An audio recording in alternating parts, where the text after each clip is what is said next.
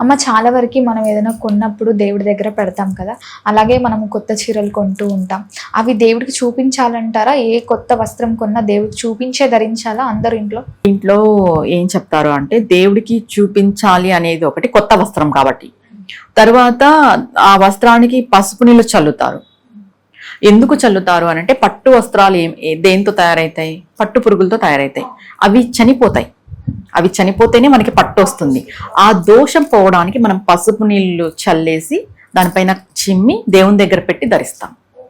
అందుకు పట్టు వస్త్రాలకి పసుపు అలాది ధరించుకోవాలి అంటారు. డైరెక్ట్ గా కొత్త బట్టలు కొంతమంది ధరించరు, వాటర్లో వేసిన తర్వాత ధరిస్తారు. ఇది చాలా మంది పాటిస్తారు. ఎందుకు అంటే ఈ పట్టు వస్త్రాలు అంటే నేసిన వాళ్ళు ఎలా ఉంటారో మనకు తెలీదు, ఎవరు నేస్తారో తెలీదు. ఇంకోటి ఇప్పుడు అన్ని రెడీమేడ్ కాబట్టి ఎక్కడి నుండి వస్తాయో తెలీదు. మనం అన్ని షాపుల్లోనూ పోయి కొంటుంటాం. అమ్మేటోళ్ళు ఎలా ఉంటారో తెలీదు, వాళ్ళ వ్యవహారం ఎలా ఉంటుందో తెలీదు, మన వ్యవహారం ఏంటో మనకు తెలుసు.